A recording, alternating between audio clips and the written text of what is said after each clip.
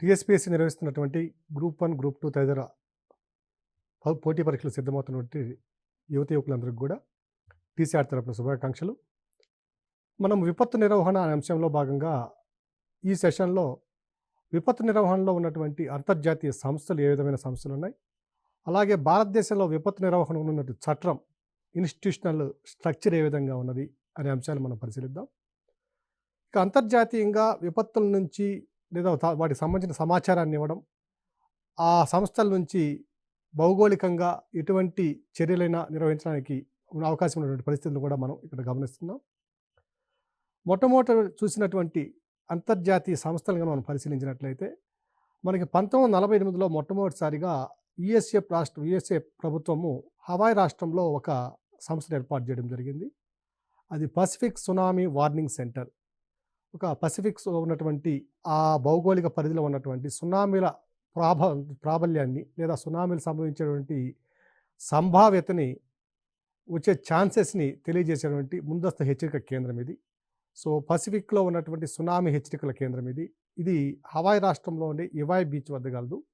ఇది యుఎస్ఏలో ఉన్నటువంటి సంస్థ. 2004 ముందు వరకు కూడా ఈ పసిఫిక్ సునామీ సెంటర్ అనేది పసిఫిక్ మహాసముద్రం వరకు మాత్రమే సంభవించే సునామీలకు సంబంధించిన సమాచారాన్ని మాత్రమే అందజేసేటువంటి ఒక సంస్థగా ఉన్నట్లయితే 2004 డిసెంబర్లో భారతదేశంలోనూ అలాగే హిందూ మహాసముద్రంలో మన బంగాళాఖాతంలో సంబంధించినటువంటి ఈ సునామీ ఏదైతే వచ్చిందో ఆ సునామీ అనంతరం ఈ సంస్థ పసిఫిక్ సునామీ వార్నింగ్ సెంటర్ అనే సంస్థ తన సేవలని హిందూ మహాసముద్రంతో పాటు కరీబియన్ సముద్రానికి కూడా ఈ సేవలను విస్తరించడం జరిగింది. సో 1948 ఏర్పాటు చేయబడినటువంటి పసిఫిక్ సునామీ వార్నింగ్ సెంటర్ని మనం అది ఎక్కడ ఉందో హవాయ్ రాష్ట్రంలో ఇవాయ్ బీచ్లో ఉన్న అంశాన్ని ఏ సంవత్సరంలో తర్వాత ఏ ప్రాంతాల సేవలు అందిస్తున్న విషయాన్ని మనం గుర్తుంచుకోవాలి ఇక్కడ. అలాగే మరొక సునామీ ఇన్ఫర్మేషన్ సెంటర్ కనుక మనం పరిశీలించినట్లయితే ఇది 1965లో యునెస్కో యొక్క ఇంటర్ గవర్నమెంటల్ ఓషనోగ్రఫిక్ కమిషన్ అనే సంస్థ ద్వారా స్థాపించబడింది. ఇది కూడా యుఎస్ఏలోనే స్థాపించబడినటువంటి సంస్థ. దీని యొక్క పేరు చూసినట్లయితే ఇంటర్నేషనల్ సునామీ ఇన్ఫర్మేషన్ సెంటర్, అంతర్జాతీయ సునామీ సమాచార కేంద్రము. ఇది యుఎస్ఏలో ఉండేటువంటి హవాయ్ స్టేట్లోనే ఉంది. ఇది కూడా కాకపోతే హొనలోలు అనే ప్రాంతంలో మనం దీన్ని గమనించవచ్చు. హొనలోలు. సో రెండవ సంస్థను మనం పరిశీలించినట్లయితే ఇంటర్నేషనల్ సునామీ ఇన్ఫర్మేషన్ సెంటర్. ఇది యునెస్కో ఆధ్వర్యంలో ఉన్నటువంటి ఇంటర్ గవర్నమెంటల్ ఓషనోగ్రఫిక్ కమిషన్ 1965లో ఏర్పరచబడిన సంస్థ. ఇది గుర్తుంచుకోవాలి. ఇక మూడవది చూసినట్లయితే international coordination group for the tsunami warning system in the Pacific.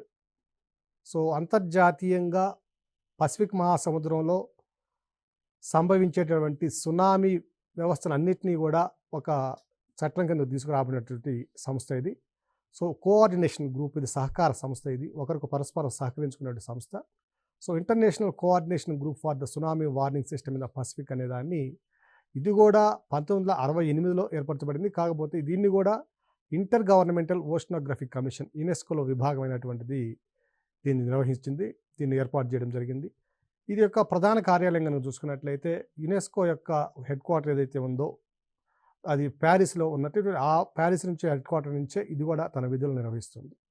International coordination group for the tsunami warning system in the Pacific. ఇక మరొక ఆర్గనైజేషన్, అందరికీ తెలిసినటువంటి organisation WMO. So world meteorological organisation ఇది. సో ప్రపంచ వాతావరణ సంస్థను కనుక మనం పరిశీలించినట్లయితే ఇది ఐక్యరాజ్యం చెందినటువంటి విభాగము. ఇది స్విట్జర్లాండ్లోని జెనీవా నగరంలో ఉంది. సో ఈ సంస్థ ప్రతి సంవత్సరం కూడా ఏం చేస్తుందంటే మార్చి 23వ తేదీన వరల్డ్ క్లైమేట్ డే నిర్వహిస్తుంది. అంటే ప్రపంచ శీతోష్ణ స్థితి దినోత్సవాన్ని నిర్వహిస్తుంది. ప్రపంచంలో వస్తున్నటువంటి శీతోష్ణ స్థితి మార్పులకు గల కారణాలు తెలియజేయడమే ఈ దినోత్సవాన్ని నిర్వహించడం యొక్క ప్రధాన లక్ష్యంగా మనం గమనించవచ్చు. సో జెనీవాలో ఉంది, స్విట్జర్లాండ్లో ఉన్న జెనీవాలో ఉన్న సంస్థ ఇది వరల్డ్ మెటలాజికల్ ఆర్గనైజేషన్. సో ప్రపంచ వాతావరణ సంస్థ ఇది. ఇక ఐదవ సెంటర్ కనుక మనం చూసినట్లయితే ఆసియా డిజాస్టర్ రిడక్షన్ సెంటర్. అంటే ఆసియా భాగంలో ఉన్నటువంటి భౌగోళిక ప్రాంతంగా ఉన్నటువంటి ఈ ప్రాంతంలో సంభవించేటువంటి విపత్తులను నివారించడానికి లేదా దానికి తగినటువంటి సమాచారాన్ని ఇవ్వడం, దానికి కావాల్సిన భూమికను ఏర్పాటు చేయడం, విపత్తుల నిర్వహణ తగ్గించడానికి, విపత్తులను తగ్గించడానికి అవసరమైన భూమిని నిర్వహించడం దీని యొక్క ప్రధాన విధి. ఇది 1998 సంవత్సరంలో జపాన్లో ఉండేటువంటి కోబ్ నగరంలో ఏర్పాటు చేయడం జరిగింది, ఆసియా డిజాస్టర్ రిడక్షన్ సెంటర్ అనేది. దీని తర్వాత సంస్థను కనుక పరిశీలించినట్లయితే Asia disaster preparedness centre. So ఇది కూడా ఆసియా ప్రాంతంలో ఉన్నటువంటి విపత్తులకు సంబంధించినటువంటి ఒక సంస్థ, మన అంతర్జాతీయ సంస్థ. దీన్ని థాయిలాండ్ ఉండేటువంటి దాని రాజధాని అయినటువంటి బ్యాంకాక్లో 1986లో ఏర్పాటు చేయడం జరిగింది. So Asia disaster reduction centre ఏమో జపాన్లోని కోబ్ నగరంలో ఉంటే, డిజాస్టర్ ప్రిపేర్నెస్ సెంటర్ మాత్రం థాయిలాండ్ రాజధాని అయినటువంటి బ్యాంకాక్లో ఉంది. దాన్ని 1998లో స్టార్ట్ చేశారు ఆసియా డిజాస్టర్ రిడక్షన్ సెంటర్ని. ప్రిపేర్నెస్ సెంటర్ని ఏమో 1986లో ప్రారంభించారు. ఇక మరొక సంస్థ కనుక చూసినట్లయితే United nations international strategy for disaster reduction. ఇది అంతర్జాతీయంగా ఉన్నటువంటి ఐక్యరాజ్య సమితి విభాగం ఇది. సో ప్రపంచవ్యాప్తంగా ఉన్న విపత్తులని తగ్గించడానికి అవసరమైనటువంటి చర్యలను తీసుకునేటువంటి ఐక్యరాజ్య సమితి సంస్థ ఇది, ఒక విభాగం ఇది. దీన్ని కూడా స్విట్జర్లాండ్లోని జెనీవా నగరం ఏర్పాటు చేయడం జరిగింది. ఇది 1998లో ఏర్పాటు చేశారు. United nations international strategy for disaster reduction అనే విభాగము, యునెస్కో ఒక యునైటెడ్ నేషన్స్ యొక్క విభాగము. దీన్ని 1998లో ఏర్పాటు చేయడం జరిగింది. ఇక మరో ప్రధానమైన అంశం కనుక చూసినట్లయితే inter governmental panel on climate change. Inter governmental panel on climate change. So ఇది ప్రపంచవ్యాప్తంగా తీసుకున్నటువంటి ఒక ప్రధానమైనటువంటి సంస్థ ఇది. మనం క్యోటో ప్రోటోకాల్ తర్వాత వచ్చినటువంటి సంస్థ ఇది. సో దీని యొక్క ప్రధాన ఉద్దేశం ఏంటంటే ప్రపంచవ్యాప్తంగా వస్తున్న శీతోష్ణ మార్పులు, భౌగోళికంగా అలాగే వాతావరణపరంగా ఎటువంటి మార్పుల్ని మనం భవిష్యత్తులో ఎదుర్కోబోతున్నాం అని తెలియజేసేటటువంటి ఒక సంస్థ ఇది. దీన్ని 2 సంస్థల సహకారంతో ఏర్పాటు చేయడం జరిగింది. దీన్ని వరల్డ్ మెటీరియలాజికల్ ఆర్గనైజేషన్ అంటే ప్రపంచ వాతావరణ సంస్థ, అలాగే యునైటెడ్ నేషన్స్ ఎన్విరాన్మెంట్ ప్రోగ్రామ్ ఐక్యరాజ్య సమితి పర్యావరణ పథకం, ఈ 2 కలిపి 1988లో ఐపీసీసీని ఏర్పాటు చేయడం జరిగింది. IPCC inter governmental panel on climate change. So చాలా ప్రధానమైనటువంటి సంస్థ ఇది. 1988లో దీన్ని తయారు చేయడం జరిగింది. క్యోటో ప్రోటోకాల్ ముందు తయారు చేయడం జరిగింది. క్యోటో ప్రోటోకాల్ రావడంలో ఈ ఐపీసీసీ అనేది చాలా ప్రధానమైనటువంటి పాత్రను పోషించింది. అలాగే ఇది నా ప్రధాన కార్యాలయంగా చూసినట్లయితే స్విట్జర్లాండ్లోని జెనీవా నగరంలో దీన్ని ఏర్పాటు చేయడం జరిగింది. సో క్యోటో ప్రోటోకాల్ రావడానికి ఏ సంస్థ ప్రధాన కారణం ఏంటంటే అది IPCC inter governmental panel on climate change అనేది గుర్తుంచుకోవాలి. నెక్స్ట్ భారతదేశంలో కనుక మనం చూసినట్లయితే విపత్తు నిర్వహణ అనే అంశాన్ని మనం పరిశీలించినట్లయితే ఇక్కడ భారతదేశంలో విపత్తు నిర్వహణ గుర్తించడం అనేది మొట్టమొదటిసారిగా మనకి 1999లో కేసీ పంత్ కమిటీ వేసి 31 రకాలుగా విపత్తులు గుర్తించి వాటిని 5 సబ్ గ్రూపుగా విభజించడం జరిగింది. సో ఈ విధంగా విభజించడం దాని యొక్క మొదటి అడుగు అదైతే, దాని తర్వాత వేసిన అడుగుల్లో మనం ప్రధానమైనది ఇప్పుడు చెప్పుకోవాలంటే disaster management act, national disaster management act, జాతీయ విపత్తు నిర్వహణ చట్టాన్ని తీసుకురావడం జరిగింది 2005లో. ఈ చట్టం తీసుకురావడానికి తగిన భూమిక లేదా అసలు అవసరమైన ఆవశ్యకత మనం గుర్తించినట్లయితే 2004 డిసెంబర్ 26న జరిగినటువంటి సునామీ సంఘటన ఇటు భారత ప్రభుత్వాన్ని అటు ప్రపంచాన్ని అందరినీ కూడా ఒక భయభ్రాంతులకి విస్మయానికి గురి చేసినటువంటి సంఘటన ఇది. సో దాదాపుగా 10,000 మంది పైగా సముద్ర తీరంలో ఉన్న ప్రజలందరూ కూడా సముద్ర గర్భంలో కలిసిపోవడం జరిగింది. ఈ భయంకరమైనటువంటి సునామీ సంఘటన అనంతరం 2005లో మే నెల 20వ తేదీన ఈ డిజాస్టర్ మేనేజ్మెంట్ యాక్ట్ ఆ చట్టం తీసుకురావడం జరిగింది. సో పార్లమెంటు ఉభయ సభలు 20 మే 2005న ఈ విపత్తు నిర్వహణ చట్టాన్ని, నేషనల్ డిజాస్టర్ మేనేజ్మెంట్ యాక్ట్ని ఉభయ సభలు ఆమోదిస్తే 30 మే 2005న అదే నెలలో 30వ తేదీన ఈ చట్టం ప్రకారము దేశవ్యాప్తంగా ఆ చట్టంలో ఉన్న అంశాలని అమలు చేయడానికి ఒక బోర్డుని ఏర్పాటు చేయడం జరిగింది. సో ఆ బోర్డు ఏంటంటే జాతీయ విపత్తు నిర్వహణ authority, national disaster management authority. So management act ప్రకారము మొట్టమొదటిసారిగా ఏర్పడినటువంటి విభాగం క్రింది వానలో ఏది అన్నప్పుడు అది national disaster management authority. The prime minister chairperson, దీనికి ప్రధానమంత్రి అధ్యక్షతన ఏర్పడినటువంటి ఒక విభాగం, ఇది ప్రధానమైన విభాగం. దేశవ్యాప్తంగా జరిగేటువంటి ఈ విపత్తు నిర్వహణ అనేది దీని యొక్క దీని యొక్క ప్రధాన కేంద్రం ఏమిటంటే, విపత్తు నిర్వహణ సంబంధించిన ప్రధానమైన కేంద్రం ఏమిటి భారతదేశంలో అంటే నేషనల్ డిజాస్టర్ మేనేజ్మెంట్ అథారిటీ. దీన్ని 30 మే 2005న ఏర్పాటు చేయడం జరిగింది. ఏ చట్టం ప్రకారం అంటే 2005లో మే నెల 25న ఆమోదించబడినటువంటి చట్టం ద్వారా, నేషనల్ డిజాస్టర్ మేనేజ్మెంట్ యాక్ట్ ద్వారా ఏర్పాటు చేయబడినటువంటి చట్టం అథారిటీ. ఈ అథారిటీలో మొత్తం 10 మంది సభ్యులు ఉంటారు. అందులో చైర్మన్ అంటే అధ్యక్షుడు వచ్చి మనం చూసాము, ప్రధానమంత్రి దీని యొక్క అధ్యక్షుడు అయితే, మరలా ఒక వైస్ చైర్మన్ కూడా ఉంటారు. ఈ చైర్మన్, వైస్ చైర్మన్తో కాకుండా మరొక 8 మంది సభ్యులు కూడా ఇందులో మనం గమనించవచ్చు. సో మొత్తం సభ్యులు 10 మంది అయితే, ఒకరు చైర్మన్, ఒక వైస్ చైర్మన్, మిగిలిన సభ్యులు 8 మంది ఉంటారు దీంట్లో. ఈ 10 మంది సభ్యులతో కూడినటువంటి పూర్తి authority, national disaster management authority అనేది ఎప్పుడు అమల్లోకి వచ్చిందంటే, ఇది 2005 సంవత్సరం సెప్టెంబర్ 27 నుంచి తన పూర్తి స్థాయి విధుల నిర్వహణను ప్రారంభించింది. దీని తర్వాత 23 డిసెంబరు 2005న ఆ తేదీ నుంచి మనము 20 మే 2005 తీసుకురాబడినటువంటి చట్టం అమల్లోకి తీసుకురావడం జరిగింది. సో చట్టాన్ని ఆమోదించినటువంటి తేదీ ఏమో 20 మే 2005. ఆమోదించబడిన చట్టము ఎప్పటి నుంచి భారతదేశ వ్యాప్తంగా అమల్లోకి వచ్చిందంటే అది 23 డిసెంబర్ 2005. ఈ రెండింటి మధ్యకాలంలో ప్రధానమంత్రి అధ్యక్షతన ఏర్పడినటువంటి నేషనల్ డిజాస్టర్ మేనేజ్మెంట్ అథారిటీ ఒకటి ఉన్నది. అలాగే మొత్తం 10 మంది సభ్యులతో కూడినటువంటి అథారిటీ మన విధులను ఎప్పటి నుంచి నిర్వహిస్తుందంటే అదొక తేదీ ఉన్నది. సో ఈ 4 తేదీలు మాత్రం తప్పనిసరిగా గుర్తుపెట్టుకోవాల్సిన అవసరం ఉంది. ఇక విపత్తు నిర్వహణ అథారిటీ కనుక మనం పరిశీలించినట్లయితే భారతదేశంలో ఎన్ని అంశాలని ప్రాతిపదికగా తీసుకొని భారతదేశంలో విపత్తు నిర్వహణను నిర్వహిస్తుందనే అంశాన్ని మనం పరిశీలించినట్లయితే ఇందులో ప్రధానంగా 5 అంశాలను తీసుకోవడం జరిగింది. అసలు మొదట ప్రివెన్షన్ అనేది నివారణ, అంటే విపత్తు జరగకముందే దాన్ని జరగకుండా ఉండడానికి, నివారించడానికి ఉన్న అవకాశాలను గుర్తించి ఆ ప్లాన్ని మనం ఎగ్జిక్యూట్ చేయడం, ఆ ప్రణాళికను మనం అమలు చేయడం, దీన్ని ప్రివెన్షన్ అంటున్నాం. రెండవది ప్రిపేర్డ్నెస్, అంటే విపత్తు జరగడానికి అవకాశం ఉన్న సందర్భంలో, ఎటువంటి సందర్భంలో అయినా ఆ విపత్తును ఎదుర్కోవడానికి మనకి సంసిద్ధత మనం ఏ విధంగా ఉంది, బలగాలు ఉన్నాయా, దానికి సంబంధించిన నిధులు ఉన్నాయా, దానికి సంబంధించినటువంటి టెక్నికల్ కెపాసిటీ మనకి ఉందా, సాంకేతికత ఉందా.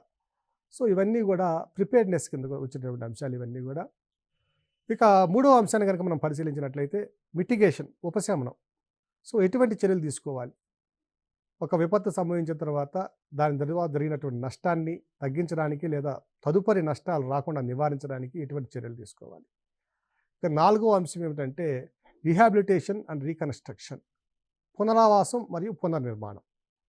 సో వైపరీత్యం జరిగినటువంటి ప్రాంతంలో బాధితులకి అవసరమైన సందర్భంలో పునరావాసాలు కల్పించడం, ఆ వైపరీత్యం జరిగినటువంటి లేదా విపత్తు జరిగిన సందర్భంలో అక్కడ పునర్నిర్మాణ చర్యలు ఏ విధంగా ఉండాలి, భవనాలు కానీ లేదా రోడ్లు కానివ్వండి, లేదా infrastructure facilities, railway network, road network, ఇలా ఎలక్ట్రిసిటీ లైన్స్, ఇవన్నీ కనుక ప్రమాదంలో కనుక దెబ్బతిన్నట్లయితే వాటిని ఏ విధంగా పునర్నిర్మించుకోవాలి వీలైనంత త్వరగా. ఈ అంశాలను కూడా మనం చాలా త్వరితగతిన నిధు ప్రాతిపదికన చేయవలసిన అవసరం ఉంది.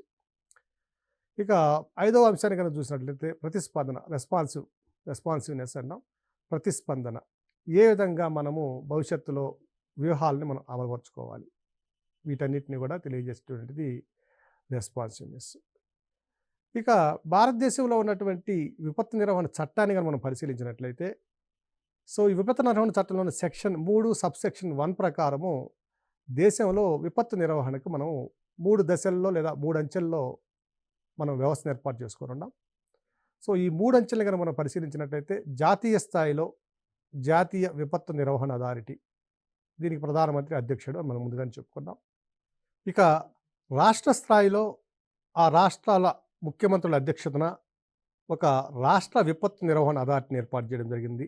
State disaster management authority chaired by the concerned states CM. ఇక జాతీయ స్థాయిలో, రాష్ట్ర స్థాయి తర్వాత జిల్లా స్థాయిలో కనుక చూసుకున్నట్లయితే, ఇక్కడ జిల్లా స్థాయిలో ఒక ప్రజాప్రతినిధి ద్వారా ఎన్నికబడినటువంటి వ్యవస్థ మనకు లేదు కాబట్టి ఈ జిల్లా స్థాయిలో ఉన్నటువంటి డిస్ట్రిక్ట్ డిజాస్టర్ మేనేజ్మెంట్ అథారిటీకి చైర్మన్గా కలెక్టర్ వ్యవహరించడం జరుగుతుంది. ఇక మనకి భారతదేశంలో ఉన్నటువంటి విపత్తులని మనం నిర్వహించడంలో నేషనల్ డిజాస్టర్ మేనేజ్మెంట్ అథారిటీ ఎటువంటి వ్యూహాలను అవలంబిస్తుంది, ఎటువంటి వ్యవస్థను కలిగి ఉంది అనే అంశాలను మనం పరిశీలించేటప్పుడు మనకి 18 జనవరి నెల 2005న 18వ తేదీ నుంచి 22వ తేదీ మధ్య కాలంలో జపాన్లోని కోబ్ సిటీలో ఒక అంతర్జాతీయ విపత్తుల సదస్సు నిర్వహించడం జరిగింది.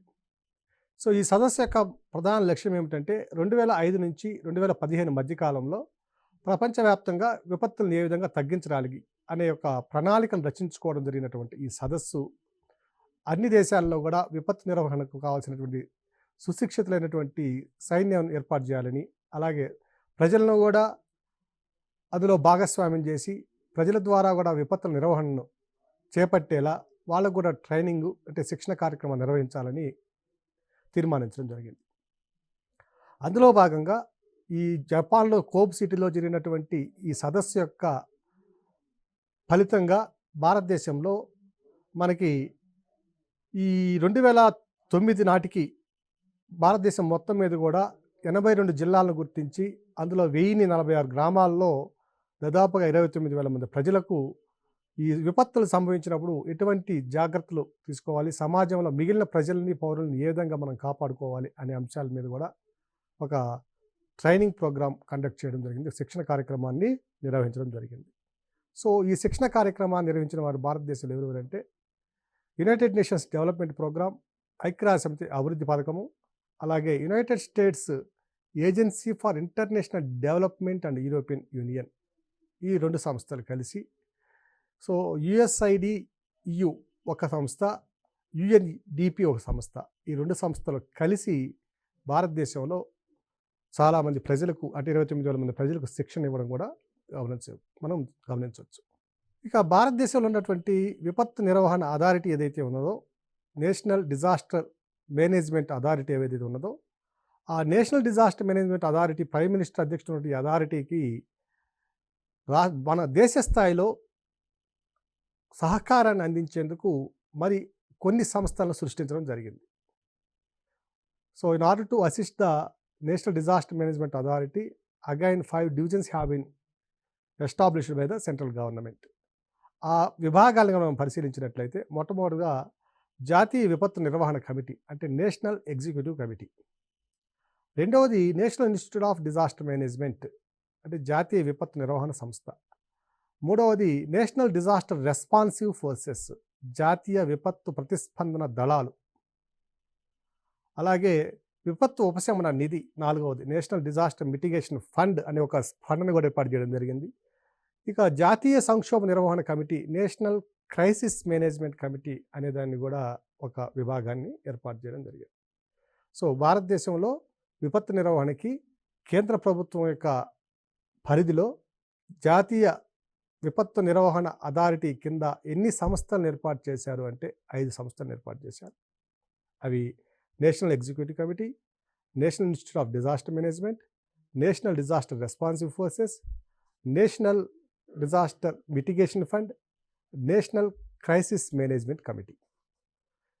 ఇక ఈ విభాగాల యొక్క విధులను కనుక మనం పరిశీలించినట్లయితే మొట్టమొదటిసారిగా నేషనల్ ఎగ్జిక్యూటివ్ కమిటీ ఏదైతే ఉందో NEC జాతీయ కార్యనిర్వాహక కమిటీ ఏదైతే ఉందో, సో ఈ జాతీయ కార్యనిర్వాహక కమిటీకి ఎక్స్ అఫిషియో చైర్మన్ ఎవరంటే సెంట్రల్ హోమ్ సెక్రటరీ, సెంట్రల్ కేంద్ర ప్రభుత్వంలో ఉన్నటువంటి హోమ్ మినిస్ట్రీ ఏదైతే ఉన్నదో ఆ హోమ్ మినిస్ట్రీలో ఉన్నటువంటి హోమ్ సెక్రటరీ ఎవరైతే ఉన్నారో ఆయన ఈ జాతీయ కార్యనిర్వాహక కమిటీకి ఎక్స్ అఫిషియో చైర్మన్గా వ్యవహరిస్తాడు. అలాగే దీంట్లో ఉన్నటువంటి సభ్యుల్ని కనుక మనం పరిశీలించినట్లయితే వివిధ డిపార్ట్మెంట్స్ యొక్క సెంట్రల్ గవర్నమెంట్లో ఉన్నటువంటి అనేక మన వివిధ వేరే డిపార్ట్మెంట్స్ ఏవైతే ఉన్నాయో ఆ వివిధ డిపార్ట్మెంట్ల యొక్క సెక్రటరీలు దీంట్లో సభ్యులుగా ఉంటారు. ఫర్ ఎగ్జాంపుల్ ఇరిగేషన్ మినిస్ట్రీ ఉన్న సెక్రటరీ ఎవరైతే ఉంటారో, ప్రిన్సిపల్ సెక్రటరీ ఎవరైతే ఉంటారో దానికి సంబంధించినటువంటి అధికారి దీంట్లో సభ్యులుగా ఉంటారు. అలాగే సో ఎన్ని డిపార్ట్మెంట్లు ఉన్నాయో అందరూ దీంట్లో సభ్యులుగా ఉండడం మనం గమనించవచ్చు. ఇక రెండవది కనుక చూసినట్లయితే NIDM national institute of disaster management, NIDM అనే సంస్థ national institute of disaster management. So జాతీయ విపత్తు నిర్వహణ సంస్థ ఇది. సో ఈ జాతీయ విపత్తు నిర్వహణ సంస్థని ఎప్పుడు ఏర్పాటు చేశారు అంటే మనకి 1990వ దశకాన్ని అంతర్జాతీయ విపత్తుల తగ్గింపు దశకంగా ప్రకటించారు. సో ఐక్యరాజ్య సమితి 1990వ దశకాన్ని అంతర్జాతీయ విపత్తుల తగ్గింపు దశకంగా ప్రకటించినప్పుడు అందులో భాగంగా ఢిల్లీలో ఉన్నటువంటి Indian institute for public administration అనే ఒక ఆర్గనైజేషన్లో Indian institute for public administration, so ఈ అడ్మినిస్ట్రేషన్ బిల్డింగ్ ఏదైతే ఉందో ఆ విభాగంలో ఆ బిల్డింగ్లో ఒక డిజాస్టర్ రిడక్షన్ సెంటర్ అనే దాన్ని ఒకటి ఏర్పాటు చేయడం జరిగింది. అంటే విపత్తు నివారణ సంస్థను ఏర్పాటు చేయడం జరిగింది. సో మనకి డిజాస్టర్ మేనేజ్మెంట్ యాక్ట్ రాకముందే ఈ విపత్తు నిర్వహణ సంస్థ ఏర్పాటు చేస్తే ఆ విపత్తు నిర్వహణ సంస్థనే ఈ చట్టం అమల్లోకి వచ్చిన తర్వాత NIDMగా మనం నిర్వహించుకోవడం జరుగుతుంది. సో ఈ national institute of disaster management కనుక జాతీయ విపత్తు నిర్వహణ సంస్థ కనుక చైర్మన్ కనుక మనం చూసినట్లయితే ఇక్కడ చైర్మన్ వచ్చి సెంట్రల్ హోమ్ మినిస్టర్. చైర్మన్ గుర్తుపెట్టుకోండి, చాలాసార్లు పరీక్షల్లో వచ్చినటువంటి ప్రశ్నలు ఇవన్నీ కూడా. సెంట్రల్ హోమ్ మినిస్టరు దీనికి చైర్మన్గా ఉంటాడు. అలాగే వైస్ చైర్మన్ కూడా ఉంటారండి దీనికి. ఈ వైస్ చైర్మన్ ఎవరంటే నేషనల్ డిజాస్టర్ మేనేజ్మెంట్ అథారిటీ ఏదైతే ఉందో ప్రధానమంత్రి అధ్యక్షతన ఉన్నటువంటి అత్యున్నత సంస్థ ఏదైతే ఉన్నదో దానికి ఉన్నటువంటి వైస్ చైర్మనే ఈ national institute of disaster management జాతీయ విపత్తు నిర్వహణ సంస్థకు కూడా వైస్ చైర్మన్గా ఉంటాడు. So national institute of disaster management authority ఏదైతే ఉందో మేనేజ్మెంట్ అథారిటీ యొక్క ప్రధానమంత్రి అధ్యక్షతన ఉన్నటువంటి ఆ సంస్థ యొక్క ఉపాధ్యక్షుడే దీనికి కూడా ఉపాధ్యక్షుడిగా ఉంటారు. ఇక Indian institute for public administration బిల్డింగ్లో ఉన్నటువంటి ఈ డిజాస్టర్ మేనేజ్మెంట్ రిడక్షన్ సెంటర్ ఏదైతే ఉందో ఈ సంస్థని 10 అక్టోబరు 2003న చట్టబద్ధ సంస్థగా గుర్తించారు. విపత్తు నిర్వహణకి చట్టం తీసుకురాకముందరే ఏర్పడినటువంటి సంస్థ, చట్టబద్ధ సంస్థ క్రింది వాళ్ళలో ఏది అన్నప్పుడు విపత్తు నిర్వహణ చట్టం ఏమో 2005లో వచ్చింది. దానికంటే ముందు విపత్తు నిర్వహణకి ఏర్పరచబడినటువంటి సంస్థ ఏదైతే నేషనల్ డిజాస్టర్ రిడక్షన్ సెంటర్ ఏదైతే ఉందో, సో ఈ రిడక్షన్ సెంటర్నే 10 అక్టోబర్ 2003న మనం ఒక చట్టబద్ధ సంస్థగా భారత ప్రభుత్వం గుర్తించడం జరిగింది. దీని తరువాత 16 అక్టోబరు 2003 ఏర్పడినటువంటి 16 అక్టోబర్ 2003 ఏర్పడినటువంటి ఈ సంస్థని మరలా 2005లో మన విపత్తు నిర్వహణ చట్టాన్ని అమల్లో తీసుకొచ్చిన తర్వాత అందులో భాగంగా విలీనం చేయడం జరిగింది. ఇక మూడవ సంస్థను కనుక మనం పరిశీలించినట్లయితే నేషనల్ డిజాస్టర్ రెస్పాన్సివ్ ఫోర్సెస్, అంటే ఈ విపత్తులు సంభవించినప్పుడు ఎటువంటి బలగాలు మనకు అవసరము అనే అంశాన్ని కనుక మనం పరిశీలించినట్లయితే ఇందులో ప్రధానంగా మనం 4 విభాగాలను గమనించవచ్చు. అవి సరిహద్దు భద్రతా బలగాలు అంటే బార్డర్ సెక్యూరిటీ ఫోర్సెస్ అంటే BSF వాళ్ళు. రెండవది వచ్చి BSF, రెండవది వచ్చి Indo Tibetan border police ITBP.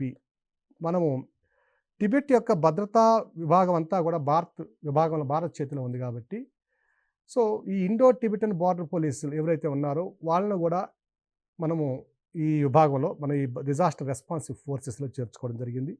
అట్లాగే CRPF ఉన్నారు, central reserve police force CRPF ఉంది. సో ఈ CRPF వాళ్ళు కూడా ఇందులో ఒక దళంగా ఉంటే, నాలుగవది వచ్చి central industrial security forces CISF వాళ్ళు కూడా ఇందులో భద్రతా బలగాలుగా ఉన్నారు. సో ఈ భద్రతా బలగాలకు కావాల్సినటువంటి శిక్షణ కార్యక్రమాన్ని ఎవరు నిర్వహిస్తారంటే నేషనల్ ఫైర్ సర్వీస్ కాలేజీ 1956లో దీన్ని ఏర్పాటు చేయడం జరిగింది. నేషనల్ ఫైర్ సర్వీస్ కాలేజ్ 1956లో ఏర్పాటు చేయబడినటువంటి సంస్థ నాగపూర్లో ఉందండి ఇది. సో ఈ సంస్థ వీరికి అవసరమైనటువంటి ట్రైనింగ్ని ఇస్తుంది. అలాగే రెండవది నేషనల్ సివిల్ డిఫెన్స్ కాలేజ్ కూడా ఉన్నది. ఇది సివిల్ డిఫెన్స్ కాలేజీ. దీనిని 1957లో ఏర్పాటు చేయడం జరిగింది. నేషనల్ సివిల్ డిఫెన్స్ కాలేజీని 29 ఏప్రిల్ 1957లో ఏర్పాటు చేయడం జరిగింది. సో ఈ సంస్థ కూడా వీళ్ళకి ట్రైనింగ్ ఇవ్వడం జరిగింది. సో డిజాస్టర్ రెస్పాన్సివ్ ఫోర్సెస్కి ఎవరెవరు ట్రైనింగ్ ఇస్తారంటే national fire service college, national civil defence college. ఈ సంస్థలు రెండూ కూడా వీరికి అవసరమైన ట్రైనింగ్ని ఇవ్వడం జరుగుతుంది. అలాగే ఈ ట్రైనింగ్ శిక్షణ కార్యక్రమానికి కొన్ని డిపార్ట్మెంట్స్ని కూడా మనము ఒక హబ్గా ఏర్పాటు చేసుకోవడం జరిగింది. సో ఈ రెస్పాన్సివ్ ఫోర్సెస్కి అవసరమైనటువంటి విపత్తు జరిగినప్పుడు ఆ రెస్పాన్సివ్ ఫోర్సెస్కి అవసరమైన సమాచారాన్ని అందించడానికి మనము ఏర్పరచుకున్న సంస్థలు కనుక చూసినట్లయితే ఏ ఏ సంస్థలు వాటికి సమాచారం అందిస్తాయనే విషయాన్ని కనుక పరిశీలించినట్లయితే ఐఎండి అండి, ఇది పూణేలో ఉంది. ఇది భారత వాతావరణ విభాగం, ఇండియన్ మెట్రలాజికల్ డిపార్ట్మెంట్ ఐఎండి పూణేలో ఉన్నటువంటి ఒక సంస్థ. అలాగే నోయిడాలో ఉన్నటువంటి national centre for medium range weather forecasting, national centre for medium range weather forecasting, medium range weather forecasting, ఇది నోయిడాలో ఉన్నటువంటి సంస్థ ఇది. సో ఇది కూడా వీళ్ళకి అవసరమైనటువంటి సమాచారాన్ని అందిస్తుంది. అలాగే పూణేలో ఉన్నటువంటి Indian institute of tropical meteorology, Indian institute of tropical meteorology, so ఆయనరేఖ విభాగానికి సంబంధించినటువంటి, అంటే ఆయనరేఖ ప్రాంతంలో ఉన్నటువంటి వాతావరణ పరిస్థితుల్ని మనము అధ్యయనం చేయడానికి వారి ఉన్నటువంటి సంస్థ ఏంటంటే Indian institute of tropical meteorology, ఇది పూణేలో ఉన్నటువంటి సంస్థ. అలాగే national centre for Antarctic ocean research, ఇది గోవాలో ఉన్నట్టు, national centre for Antarctic ocean research గోవాలో ఉన్నటువంటి సంస్థ. అలాగే Indian national centre for ocean informatic services, ocean informatic services, ఇది కూడా ఇంకోయిస్ అంటారు దీన్ని. సో ఇది హైదరాబాద్లో ఉన్న సంస్థ. సో ఇంకోయిస్ హైదరాబాద్లో ఉన్నటువంటి Indian national centre for ocean information services. అలాగే ఇంటిగ్రేటెడ్ కోస్టల్ మెరైన్ మేనేజ్మెంట్ అనేది చెన్నైలో ఉన్నటువంటి సంస్థ, ఇంటిగ్రేటెడ్ కోస్టల్ మెరైన్ మేనేజ్మెంట్ చెన్నైలో ఉన్నటువంటి సంస్థ. అలాగే centre for marine living species resources and ecology, ఇది కూడా కొచ్చిలో ఉన్నటువంటి సంస్థ, కొచ్చిలో ఉన్నటువంటి centre for marine living resources and ecology, marine living resources and ecology సంస్థ కొచ్చిలో ఉన్న సంస్థ. సో ఈ సంస్థలన్నిటితో కూడా ఈ నేషనల్ డిజాస్టర్ రెస్పాన్సివ్ ఫోర్సెస్ ఎవరైతే ఉన్నారో వీళ్ళందరికీ కూడా సమాచారం అందవేయడం జరుగుతుంది. సో ఇవన్నీ కూడా మనకు ఉన్నటువంటి సంస్థలు. ఇక మరొక సంస్థను కనుక మనం పరిశీలించినట్లయితే నేషనల్ డిజాస్టర్ మిటిగేషన్ ఫండ్, జాతీయ విపత్తు ఉపశమన నిధిని కనుక మనం పరిశీలించినట్లయితే ఈ జాతీయ విపత్తు ఉపశమన నిధికి 2000 సంవత్సరంలోనే 500 కోట్ల రూపాయలతో ఒక నిధిని ఏర్పాటు చేయడం జరిగింది. జాతీయ విపత్తు నిర్వహణ చట్టం అది అమల్లోకి రాకముందే 2000 సంవత్సరంలో 500 కోట్ల రూపాయలతో national climate emergency fund, contingency fund అనే పేరుతో ఏర్పాటు చేయడం జరిగింది. National climate contingency fund, contingency fund అనే పేరుతో ఏర్పాటు చేయడం ఉంది. సో 500 కోట్ల రూపాయలతో ఏర్పడినటువంటి ఈ నేషనల్ డిజాస్టర్ మిటిగేషన్ ఫండ్ ఏదైతే ఉందో, జాతీయ విపత్తు ఉపశమన నిధి ఉందో, ఈ నిధినే రానున్న కాలంలో, అంటే విపత్తు నిర్వహణ చట్టం అమల్లోకి వచ్చిన తరువాత దీనినే మరలా అందులో కలపడం జరిగింది. ఇందులో ఈ నిధికి సంబంధించిన వాటాలను కనుక మనం పరిశీలించినట్లయితే కేంద్ర ప్రభుత్వం 70% నిధులను సమకూరిస్తే రాష్ట్ర ప్రభుత్వాలు ఆయా రాష్ట్రాలు విధిగా 25% నిధులను సమకూర్చాలి. సో ఈ సమకూర్చినటువంటి నిధిని 100% నిధిని విపత్తు సంభవించినప్పుడు ఆయా రాష్ట్రాలలో విపత్తు నిర్వహణకి ఉపయోగించుకోవడం జరుగుతుంది. ఇక నేషనల్ క్రైసిస్ మేనేజ్మెంట్ కమిటీ, జాతీయ సంక్షోభ నిర్వహణ కమిటీని కనుక చూసినట్లయితే ఇక్కడ సెంట్రల్ క్యాబినెట్ సెక్రటరీ ఎవరైతే ఉన్నారో ఈయన దీనికి అధ్యక్షుడిగా ఉంటాడు. ఈ సెంట్రల్ క్యాబినెట్ సెక్రటరీ అధ్యక్షతలో ఉన్నటువంటి ఈ బోర్డులో మిగిలిన విభాగాలకు చెందినటువంటి సెక్రటరీలు, ప్రిన్సిపల్ సెక్రటరీస్ అందరూ కూడా దీనికి సభ్యులుగా ఉండడం జరుగుతుంది. దీని యొక్క ప్రధాన ఉద్దేశం, దీని యొక్క ప్రధాన లక్ష్యాన్ని కనుక మనం పరిశీలించినట్లయితే దేశవ్యాప్తంగా విపత్తులు జరగబోవడానికి అవకాశం ఉన్నప్పుడు తీసుకోవాల్సిన విధి విధానాల గురించి చర్చించి ఒక నిర్ణయానికి రావడం దీని యొక్క ప్రధాన లక్ష్యంగా, ప్రధాన విధిగా మనం గమనించవచ్చు. సో ఈ విధంగా మనం నేషనల్ డిజాస్టర్ మేనేజ్మెంట్ యాక్ట్ని కనుక మనం పరిశీలిస్తే ఆ యాక్ట్లో ఉన్నటువంటి ప్రధానమైన విభాగాలు ఏమున్నాయి, ఆ ప్రధాన విభాగం కింద కేంద్ర ప్రభుత్వ విభాగంలో ఉన్నటువంటి నేషనల్ డిజాస్టర్ మేనేజ్మెంట్ అథారిటీ కింద ఏ ఏ సంస్థలు ఉన్నాయి, ఆ సంస్థలకు అధ్యక్షులు ఎవరు, అంటే ఉపాధ్యక్షులు ఎవరు, వాళ్ళ యొక్క విధులు ఏమిటి, కానీ ఈ అంశాలన్నీ కూడా ఎగ్జామ్స్లో అనేక సందర్భాల్లో అడగడం జరుగుతుంది. సో అభ్యర్థులందరూ కూడా ఈ అంశాలన్నింటినీ కూడా తప్పనిసరిగా గుర్తుంచుకోవాల్సిన అవసరం ఉందండి. ధన్యవాదాలు.